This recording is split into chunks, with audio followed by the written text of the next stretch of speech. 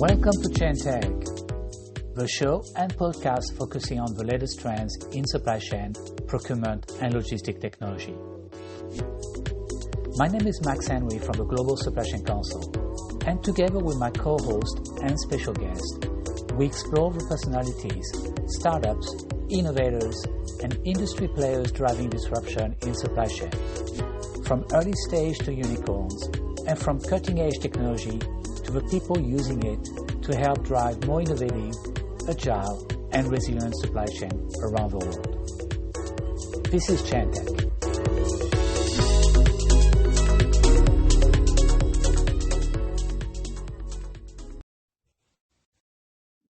Hello everyone, and welcome to a new episode of Chain Tech. I'm your host, Max Henry from the Global Supply Chain Council.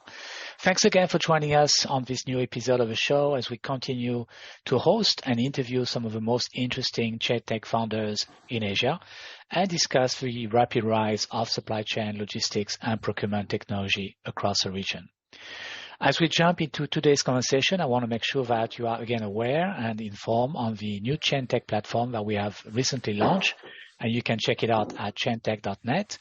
But you can also you can find our previous episode of the interviews on the chaintech.show website.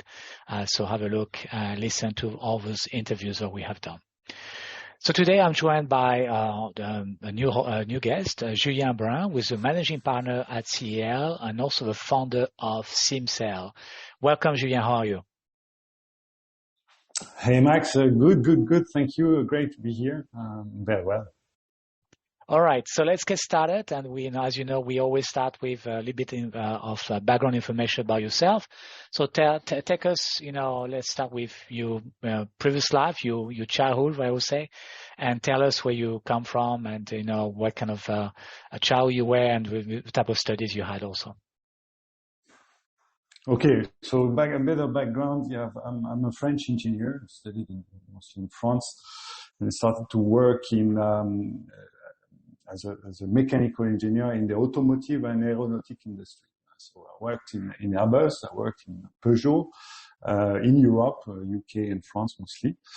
And I got very quickly bored of the, large corporation. As a young engineer, I was finding that a bit slow. So I kind of took a step out in the humanitarian sector where I kind of landed in West Africa to handle the distribution of food donations for refugee camps. So quite a different type of environment than I was into. I was into planes and so on, but it got me a little bit more grounded to the reality of supply chains and logistics.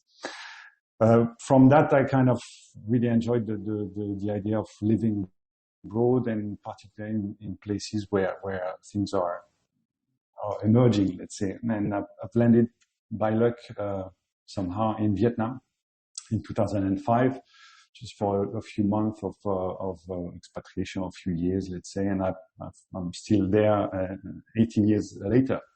In the meantime, I became an entrepreneur, and I've actually founded this company you mentioned called SIMCEL, supply chain consulting and digital firm, and SIMCEL, which is one of the digital product we developed. But I'm coming from an engineering background. I'm a kind of a geeky person, really much grounded into the reality of things, and supply chain is cool enough to get yourself into more scientific side of things, but also the ground realities that don't lie at all. So this kind of environment made me excited for the last 20 years, let's say. So when you got to Vietnam 18 years ago, did you actually found it SIMCEL right away, or did you had some other working experience? I worked as a director, industrial director in a factory for a few months, and very quickly got into a few people told me that there's a need for lean implementation. I was very much into lean at the beginning. So lean implementation was first expressed need from different companies in Vietnam. So I actually went very quickly into a bit of a freelancing work, which became ultimately a consulting firm. But very, few months after coming here, I kind of saw the opportunities of entrepreneurship. And Vietnam is a paradise for entrepreneurs, so I got into it very quickly. Okay, so you've been advising clients for a number of years on supply chain and logistic optimization, with a focus on Vietnam. Why did you started, SIMCEL as, more focused on technology and IT solutions? Yeah. Yeah, Vietnam came out to be the place where we started. It was a bit more easy to find technical people, developers, and so on. So technology came out quite quickly into the picture. But Vietnam was a bit of a playground, and actually, as we worked for more MNC or large companies, we very quickly ended up to work in Indonesia, in the Philippines, in Malaysia, in Thailand, and kind of regionalize very, very quickly the scope of the business. And today we're reaching to Australia. Sometimes we work in Africa again. I was pleased to come back to Nigeria a few months ago. Brazil, Chile. So it came out to be, a starting point. Vietnam is still our base, but we kind of reach out into other horizons now. So let's talk about SIMCEL. In one sentence, Can you tell us what the company is doing here? Okay, so just in a few words before explaining what SIMCEL is, what I want to just remind or take a bit of a broad view of supply chain. We see supply chain as a lot of operational complexity and so on. From my experience in 2 different companies, different sectors, different countries, I came across the realization that most of the inefficiencies in supply chain are more coordination problems than actual efficiency at a local level. So flows are not really well flowing nicely together. There's these classic misalignments that are reflected in a lot of business. This ended up to be a painful problem that is quite difficult to solve. So we came out with the idea of bringing up modeling to help resolve complex trade-offs, business trade-offs. Should we focus on increasing our revenue, or should we focus on maximizing our profit? Trade-off, profit, revenue. And that kind of trade-off were kind of high-level stuff, but very, very structuring for the actual supply chain itself. So modeling really was a tool that we initially started in 2010 and developed as a core expertise. Modeling supply chain was actually quite something we went into early, and using that for simulation. Simulation helps to answer what-if question, mostly, test different scenarios. And we use simulation to actually help our clients on a consulting basis to resolve complex strategic or tactical problems. And most of our clients asked us later to themselves use simulation to answer those what-if questions. Because these what-if questions are pretty much everywhere. And in every situation, every company, you always have a what-if relating to your market. What if the market collapse or boosts or whatever? And what if my supply chain gets some disruption? This what-if is becoming more and more central to business management. So we brought simulation into a SaaS solution to help answer what-if questions in short. The beauty of it is that you can plan, you can test, analyze risks, you can test different marketing strategies to see whether you have enough capacity in supply chain to handle that. You can do a lot with simulation, and that's pretty much the heart of SIMCEL. Is you plan your business with the support of simulation, testing demand and supply scenarios. If I kind of want to summarize what SIMCEL is. So right now, what kind of problem are you solving for your clients using, again, SIMCEL solutions? Yeah. So SIMCEL is as you would say now these days, is a digital twin. So it kind of reflects the reality of your end-to-end supply chain into a virtual model. So practically, there are applications that relates to, for example, IBP or SNOP, the classic SNOP process, which is basically trying to handle demand-supply type of trade-offs. So it's firstly used in this context, supporting IBP or SNOP processes on a recurring basis to find out what if we do a promotion on this SKU, what if we have a problem with this supplier, what if we have an issue with our storage capacity. So you can test what if scenario in the context of IBP, and practically the outcome of a good demand supply alignment in this context is profitability and revenue. You would trade off your capacity to fulfill demand against your capacity to make more money. But we also introduced a new dimension to the decision making, which is kind of important to us. Hopefully, will be important to corporate in a later stage. Is carbon. So out of this simulation, you also have the ability to monitor the carbon scenarios that reflects the operation of your business. So you bring up financial performance information and carbon information up to decision level to discuss different scenarios and define what's the next step we need to execute, the next plan we need to execute. So carbon is also bringing up a new sustainability angle to decision making, not just money. Now we need also to bring that up to this trade-off. So okay, that's where we. Okay. So there are a couple of solutions. Obviously, a number of companies are still using Excel for their SNOP and for doing some kind of simulation. Are you competing with, Excel? And there are also a couple of other solutions and software tools, kind of enhancing and augmenting, SNOP and IBP process. So how do you compare with them, and what is your sweet spot, against those solutions? Yeah, so it's a good point. Excel is all over the place, including in companies which are equipped of a so-called planning tool. A lot of companies have a SAP APO, for example, or Anaplan or things like that. So you have those tools that are supposed to do the planning job. The reality, and I'm not judging here, is that most people, even though they have these tools implemented, they still use Excel. Why they use Excel? Because those tools are very rigid. They are very old school most of the time. Most of those planning systems are developed back in the early 2000s. So the interface are terribly boring, complex, very complex to use. You need months to really grasp the basic functionality of a planning tool available in the market today.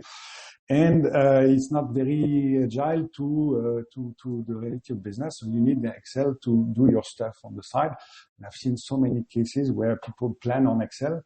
Once the plan is done, as much as they can, as well as they can, they will upload to the planning tool just to report the final plan that has been decided upon. So it becomes for us the point is first to replace Excel, because this Excel work is terribly time consuming, prone to massive amount of error, and also limited to this two-dimension view that you have on Excel. It's not very deep. You cannot just plan the entire set of customers, products, location properly in Excel. You have to make some simplification. So it's not very satisfying. And basically, we're trying first, and we're quite clear on that. We're not competing against the planning tool that companies may have. We're just bringing up this Excel gap or filling up this Excel gap that exists with much more agile and modern kind of interface and user experience. So competing is not the point here. We want to make planning a cool thing to do and not just a very painful process, for which you need a PhD to actually master properly. Do you have an idea of how big the market is in Asia for such software solution, specifically on supply chain planning? Yeah. So it's a good question. From a global level, the market size is around $12 billion, but it's growing 10-15% per year. So it's quite significant domain today. Companies have moved from BI type of focus to really planning now. So it's quite hot market. There are a limited number of competitors. But in Asia, particularly, and most of the players are European or American. So there are not that many Asian-based solution in planning, or rather limited. So from a market size standpoint, it's difficult to say. I don't have the figures, unfortunately, but there's definitely a pool. We see it ourselves from the Asia Pacific region, a pool of a really strong interest now of companies that have been somehow left alone. I've seen multinational companies that are quite well equipped in the West, but the Asian markets themselves end up to have this limited version or just left alone with Excel. So Asia is less equipped than the West, and I think the market is very, very potential here. We see the pool itself. I don't have the figures. Okay, all right. So in Asia, obviously, so you say that it's not all about competition, but you do have competition, and in the Asian market, we see companies of obviously SAP is very, very present. Anaplan is also operating in Southeast Asia. You have companies like OMP with more focus on the Northeast Asia market. Would you consider to be your main or key competitors, especially in the Vietnam, Southeast Asia region? Yeah. Competitors, the key players that are trying to enter the market, it's quite early. We actually partner with Kinaxis. Kinaxis is new in the Asia Pacific market. Great potential, but a bit of a first step. O9 is also doing a bit of an entry to the market, more toward the Australian market more than the pure Asian one, though. SAP is relatively quiet. It's kind of an underground piece of work, but I see companies leading a bit away this all SAP type of strategy. So you see interest of bringing up modules that will be plugged in on SAP. But practically, I see more of a startup approach. Let's say explore. They're mostly exploring the market and finding their pocket of growth, mostly in Northern Asia, I would say. The south start to. Julien, but if you take Vietnam as an example, I mean, Vietnam obviously has been, getting a lot of attention, a lot of investment has been made in Vietnam. Many manufacturing companies have, moving out from China and reinvesting into new facilities into Vietnam. So obviously there's a lot of manufacturing, there's a lot of planning needs in a market like Vietnam. What kind of solution are those companies bringing their SAP rollout with them, or are they, when they come and start to ramp up their operation and manufacturing in Vietnam, are they looking for new solutions or alternative to support their Vietnam activity? No, it's very much a centralized decision from what I've seen, particularly in electronic sector or very specialized sector. They set up a factory here. They come with their system, and there's no way they would actually find a local solution or solution that's maybe more adapted to their need, but actually coming from local. So it's most of this question of planning, because it handles the sales part, the supply part, the cost, the finance, is rather sensitive. So it's quite centralized type of decision, and for the big companies, you need to head toward the headquarters to kind of find an open door. It can be a bit of more of a pilot type of trial, but most of the time this would be decided centrally. So as a result, are you more focused on SMEs and mid-market companies instead of the MNCs?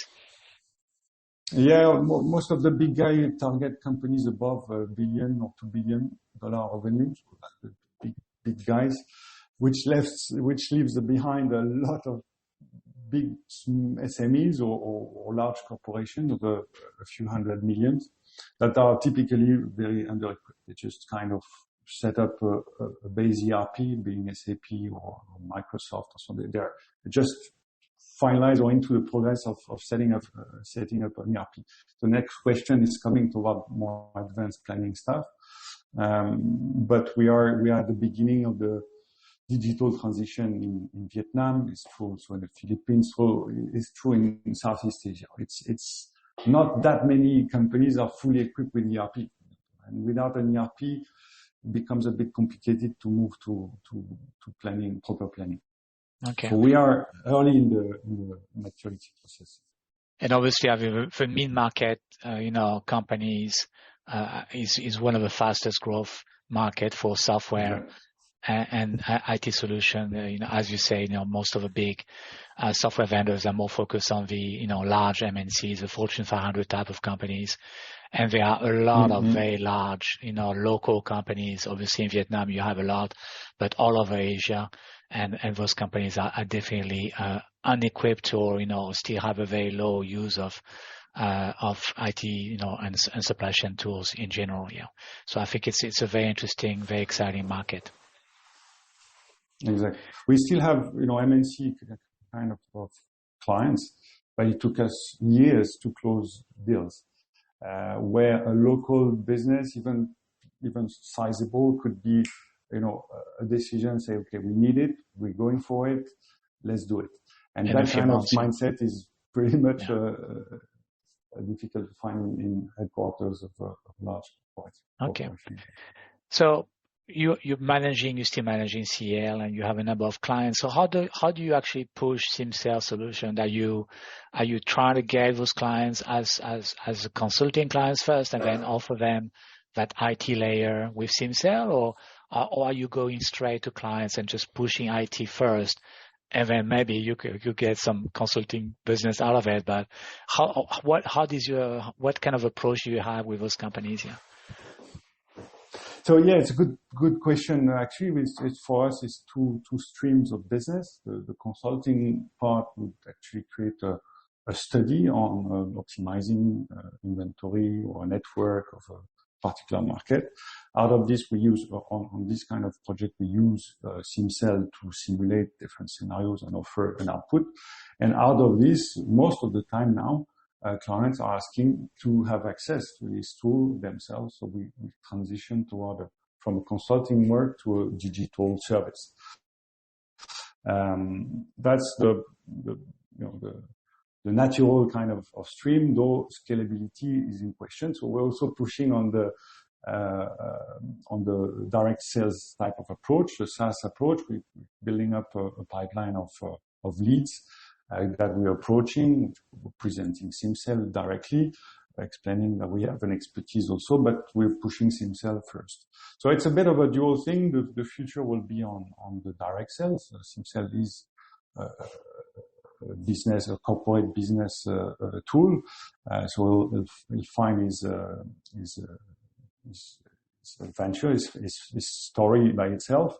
But for now, we're synergizing both consulting and digital to kind of offer continuity to our clients most of the time. So as you're pushing your IT solutions with SIMCEL, what kind of revenue model do you have? Are you selling subscription, or how does that work? Do you take also a cut on certain transactions? Can you share with us a little bit here? Yeah, pricing has been a big part of the thinking over the last few years. Basically, we are on a SaaS basis, so it's a subscription-based model, because that amount per month, depending on number of users, number of factories, number of customers, number of transactions. So that bit of a pricing model. We're trying to simplify the pricing of things. So very quickly, if you explore the market, you'll see that it's very difficult to get a pricing for such tool. We're quite straightforward and end up to be ranging the price to be quite straightforward, fixed, without too much fancy options that you could, kill your budget with. So, practically, SaaS basis, we have a bit of an implementation time, which we often charge on a project basis. But yes, SaaS implementation, and the support can come on top of it, but usually clients are independent. You mentioned earlier, the partnership that you would like to have, with companies like Inexis or O9, and what is your take on that? I mean, we talk quite a bit about this at our Chantech discussion, as you know, and from my side, I feel that there's still a lot of missed opportunities between the startups on this. Obviously there are a lot of startups in this market across Asia who could be working together, promoting and doing a lot of marketing together and engaging with a number of clients, selling complementary solutions. Do you think that this is an opportunity that you want to grow, and what kind of partners or what kind of companies will you be interested to work with in the region? Yeah. For us, obviously, business planning requires a bit of expertise. It's true in every part of supply chain, but here you got, demand management, which involves sales and marketing stuff, promotion. It's not just about warehouse and trucks and factories. So you got an expertise on the demand side, an expertise on the supply side, and it's difficult to find partners who have this breadth of expertise. So the idea for us is to work with two type of companies: consulting firms, which are kind of either on demand or supply or both, and universities, and that's a bit of a longer term thing. But simulation is also cool to learn and test out things without breaking things.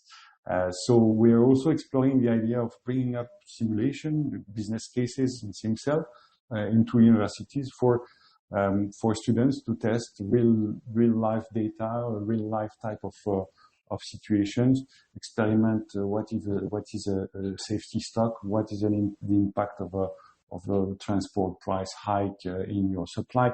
All these kind of learnings is actually quite rich and missing in most of the universities. So we're also taking this angle on the longer term influence that we take through education. In the tech partnership side, let's say it's difficult, for at least from my experience, to connect or to synergize with the supply chain tech sector as a broad stuff. Most of the tech solution or startup solution I see in the market are operational, are logistics related. It's about filling a truck. It's about monitoring your deliveries. It's about operational solutions, which are cool. But I'm finding difficulty to connect pure operations, like low-level transactional stuff, and more business decision level aspects. So I'm still exploring this idea of tech partnership in supply chain tech.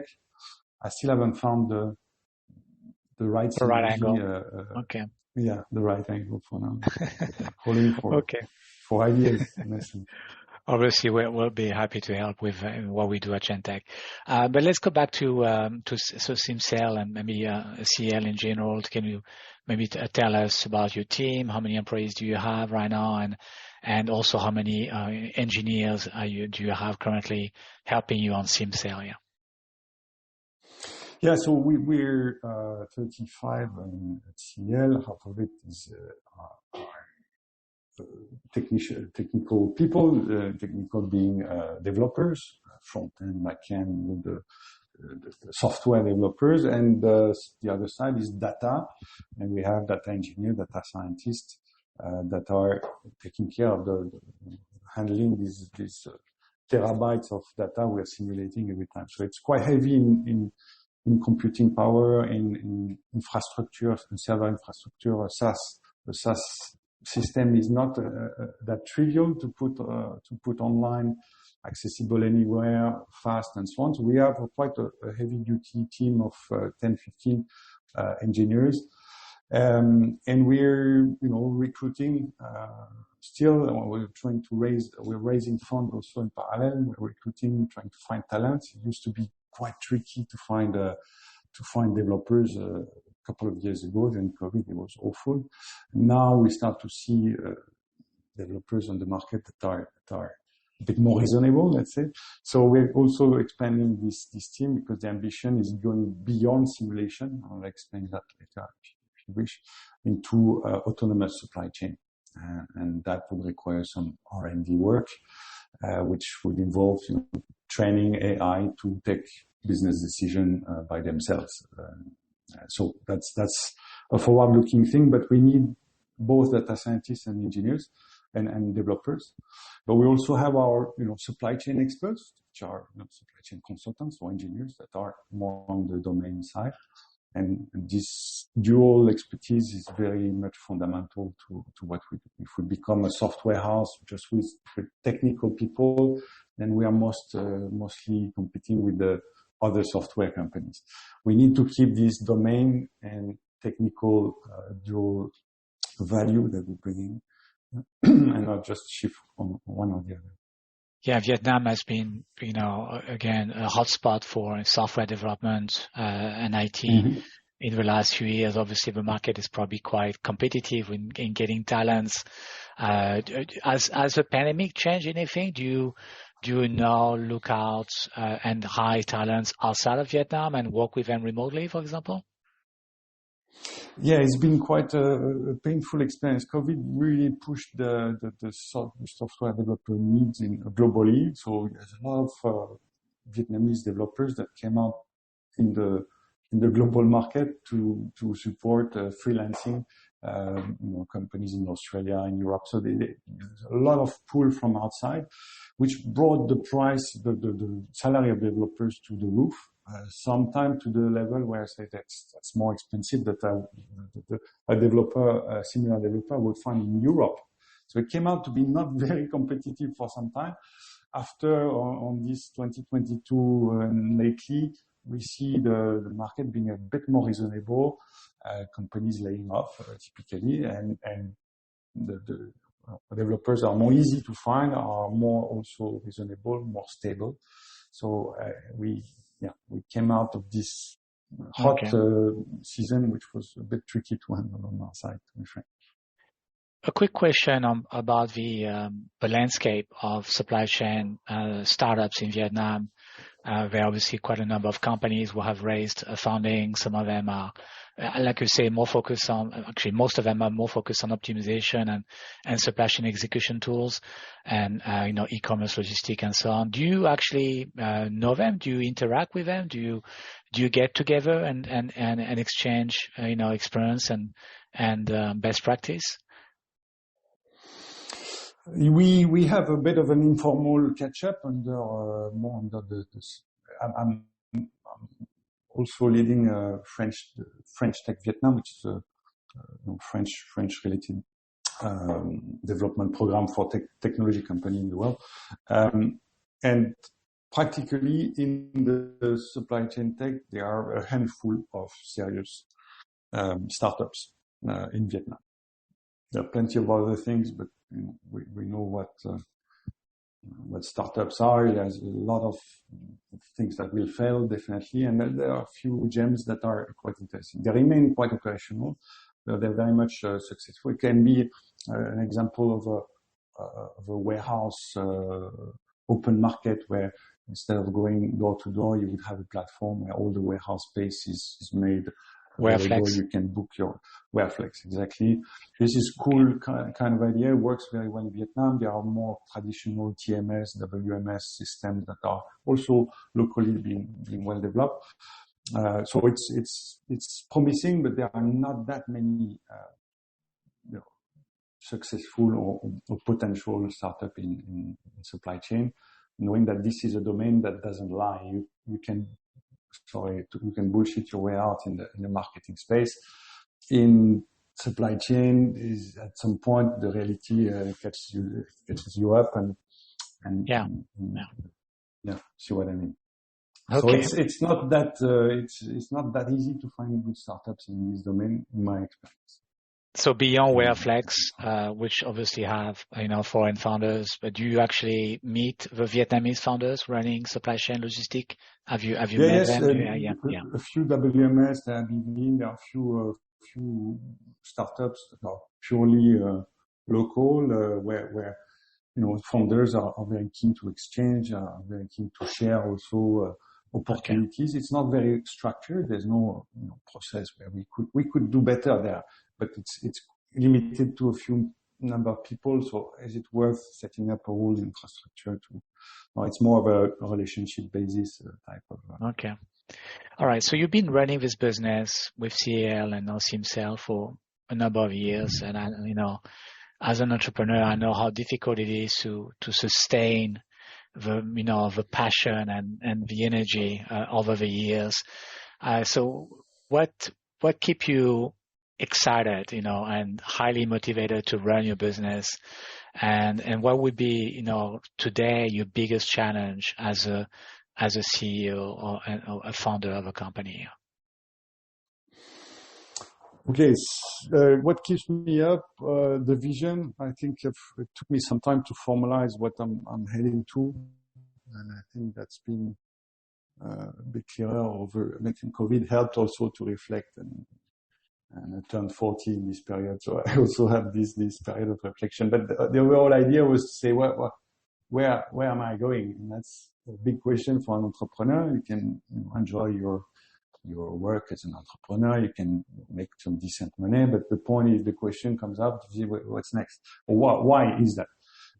And it took me some time to formulate. The idea for me is to contribute to this idea of autonomous supply chain. This supply chain that will just drive itself, like an autonomous car.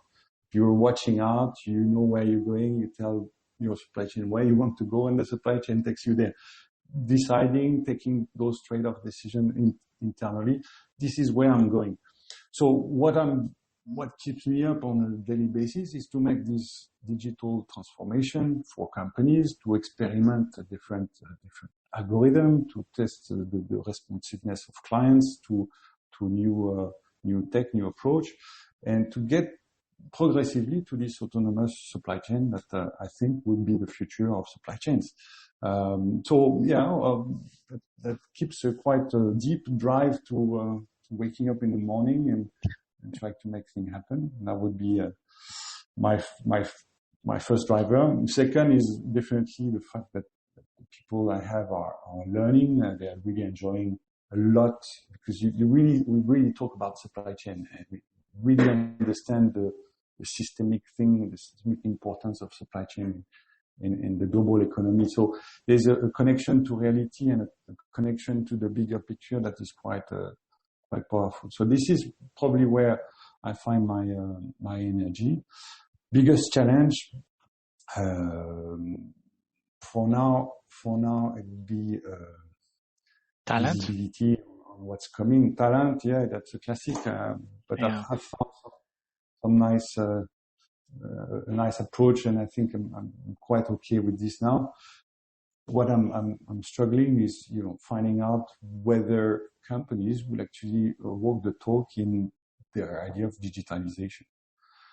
There's been a lot of blah blah on digitalization for a couple of years. After we got this Zoom stuff, got this online setup, but have companies really invested in data, in using their data better?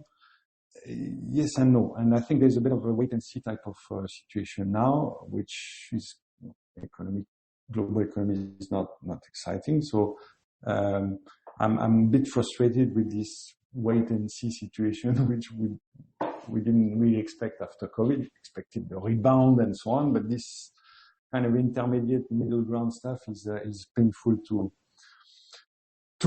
plan upon, to foresee what's coming, to foresee who you need to hire, what contract you can expect to be signed this year, next year. That's an easy one.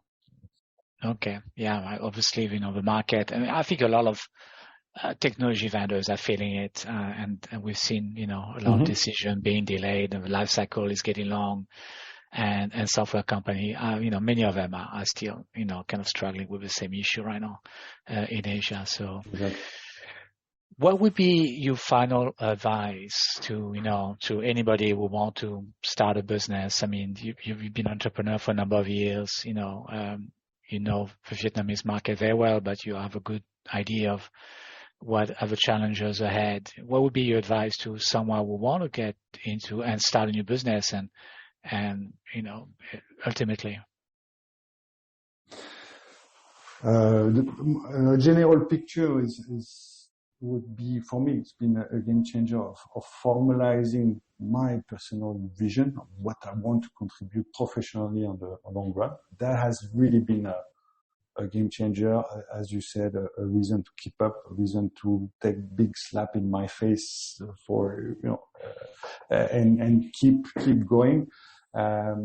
Without that, you end up to be bored. You end up to do stuff that don't necessarily please you, or you don't find the point. So the why question is a simple question, but that if you formalize that, it keeps you running. After it, depends the amount of will you have. Other things maybe more Asian related. Patience. Go beyond the hype. There's a lot of hype about AI, about digitalization, about tech. Well, the reality is much slower than that kind of claims that we see all over. So I would, be also cautious on don't over expect the market to like your product from day one. There's a lot of resistance to change in supply chain. It's not a very innovative sector. When it works, you don't tend to say it works. I don't want to touch it. So it's not that easy to get into this part of the business. Once you get it, you can demonstrate that you add value, and then you can build up. But it's not an industry that makes it that easy to come in. And is Vietnam? Yeah. Julien, is Vietnam still a good market to start a business today? I mean, obviously, a lot of things have changed the past few years, lots of inflation, a lot of investment pouring, competition on talent. The city is expensive to live in. Do you still think that in 2023, Vietnam is the right place to start a business? If your market is Vietnam, that would be a good place to start. If your market is a bit more regional, you would probably want to have a position that makes you more balance on the opportunity in Indonesia. It's a great market, in Philippines and so on. So practically Vietnam as a market is still probably the most exciting one. They are a huge consumption base now that is still growing, and the future of consumption, of domestic consumption is definitely there. The export market is also there. So generating Chinese divestment or transfer at least. So this is a place to be if you want to be in supply chain, whether it's serving domestic or export market. That's a great place to start. It's not an easy one, but it's probably a place where you can iterate faster than elsewhere. People are very productive. You find talents rather quickly.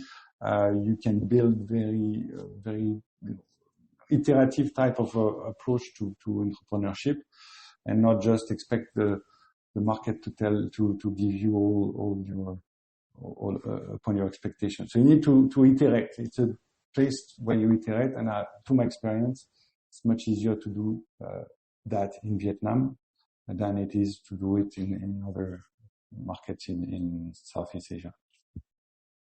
Okay. All right. Let's finish up with some quick questions for you, as we always do in our interviews. Cats or dogs? Dogs. Window or aisle? Aisle. Any movie that you've seen recently that you're really excited about? Oh, good question. Not much time for movies. I would mention. Good question. More or series. show or documentary or anything you've seen? Yeah, I've seen. Really recommend it. Even if you have kids, a 4K program on animals. I think it's a BBC program. It's amazing. It's probably the most beautiful documentary I've seen. Just visually impressive. BBC World Planet stuff. You'll find it amazing. What's your favorite lunch? Lunch, you say? Yeah. What's your favorite lunch you're having? I'm going vegetarian for lunch. You're going vegetarian. Okay, I'm not fully vegetarian, but going into vegetarian lunch is quite cool. Very happy with this. Okay. What's your most used app on your phone right now? It would be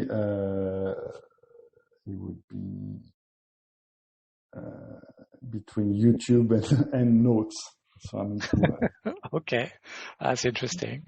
What's your favorite tool to be your company? Is it Slack, or do you have any other tool that you always have on your open on your laptop? I'm a very tooly guy, so Slack is definitely a game changer. It's been now a couple of years we're fully into that. It's really nice to keep people together. Plenty of people are remote also, so that's the bound of the company. So I would mention Slack as the main one, and a good VPN, because we are in places where sometimes you want to hide where you are and what you're looking at. Okay. What would be the rest of your life in just a few words? Where do you see yourself, when you get much older? I know you're an entrepreneur, so you might be working quite late, but, when you are 80, plus, or, what do you want to do? Where do you want to be? Well, I won't wait 80 to retire, that's for sure. I'm counting the years, to be frank, so it's still a bit, I'm trying to, I'm giving myself 5-10 years max. Anyways, I'll be playing music in a very natural environment with friends by a lake. It could be anywhere. It needs to be a bit hot. So maybe in Southeast Asia, maybe somewhere else. But yeah, music, friends, nature.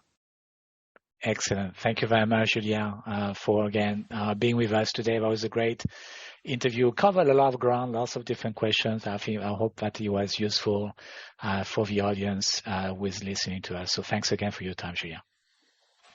Thank you, Max. Pleasure. It was thank you for inviting, and all the best. Talk to you soon.